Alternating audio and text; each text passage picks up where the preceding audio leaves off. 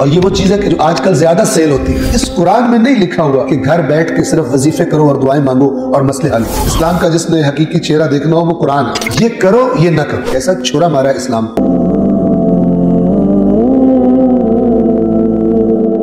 आज मुआशरे में देखिए, अगर आप इस्लाम का आगाज देखें तो उसमें और सबसे बड़ा जो इस्लाम का जिसने हकीकी चेहरा देखना हो वो कुरान है। आप कुरान में देखेंगे प्रैक्टिकल है कुरान। ये करो ये न करो, डट जाओ, बर्दाश्त करो, सब्र करो, मैदान न छोड़ो, तुम कम भी हो तो अल्लाह हेल्प करेगा। ये कुरान है। इस कुरान में नहीं लिखा हुआ कि घर बैठ के सिर्फ वजीफे करो और दुआएं मांगो और मसले हल हो। और ये वो चीज है कि जो आजकल ज्यादा सेल होती है। उम्मत को बिलउमूम और मकतब अहले बैत के मानने वालों को बिलखुसूस बेकार और सुस्त और गैर जिम्मेदार बनाने में इन दीन बताने वालों का हाथ है, जिन्होंने वजीफे बताने का ठेका लिया हो। प्रैक्टिकल होने से अमली इकदाम की तरगीब नहीं देते। बरबला क्या कहा जा रहा है कि इस जमाने में जब तक इमाम नहीं आते हमने कुछ नहीं करना। कोई हमें मारे, अगवा कर ले, कोई हमारे हुकूक पे डाका डाल ले, हमने सिर्फ दुआ पढ़नी है फलानी वाली। कैसा छोरा मारा इस्लाम। इसलिए कि इमाम के आने से पहले कोई क़याम नहीं करना। ये आपको याद है?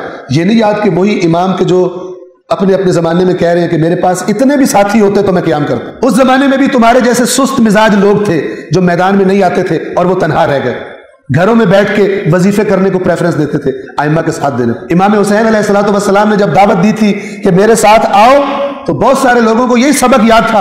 अल्लाह के रसूल की हदीसों को बहाना बनाया कि हमने ये सुना है कि जब कोई बहुत बड़ी मुसीबत आए तो ऊंची जगह चढ़ के दुआ मांगनी होती है, ये विर्द करना होता है, ये वजीफा करना होता है। वो तुम्हारे मिजाज के लोग थे। तुम जो कौम को ये पटियां पढ़ा रहे हो, तुम्हारे मिजाज के लोग थे जिनकी वजह से इमाम हुसैन अलैहिस्सलाम तनहा रह गए थे और शहीद हो गए थे। खिलाफ कुरान लोगों की तरबियत करते हो। और जो कौम की ये तरबियत कर रहे हो कि सिर्फ वजीफे करें, जिनको सिर्फ वजीफे करने की आदत, उनका इमाम आ भी गया तो वो उनकी नुसरत के लिए भी वजीफे ही करेंगे, उनमें जान ही नहीं होगी बाहर निकल सके, क्योंकि बाहर वही निकलता है जिसने अपने आप को आमादा किया हो। एक वाकया आपकी खिदमत में अर्ज कर दूं ताकि आपको महसूस हो जाए। जैसे कुरान में भी ये सूरह तौबा गुजरी थी कुछ अर्सा पहले। क्या फरमाया था अल्लाह ने?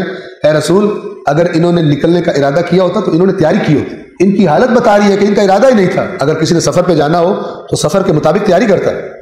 एक दिन का सफर हो तो एक दिन के मुताबिक, महीने का सफर हो तो महीने के मुताबिक, अगर कोई टेस्ट करवाने हैं, कोई वीजा लगवाना है, जितना भी उस सफर की रिक्वायरमेंट है उसकी तैयारी करता है वो। कोई बंदा कहे जनाब मैं जा रहा हूं हज के सफर पर, न किसी काफिले में नाम लिखवाए, न पासपोर्ट बनवाए, न कुछ भी न करे, लोग कहेंगे तुम, तो अल्लाह क्या कहेगा? अगर इसका जाने का इरादा होता तो इसने तैयारी की होती। अगर इमाम का साथ देने का इरादा है तो तैयारी की होती। सिर्फ वजीफे करने वाले तैयारी नहीं होती, वो कर ही नहीं सकते।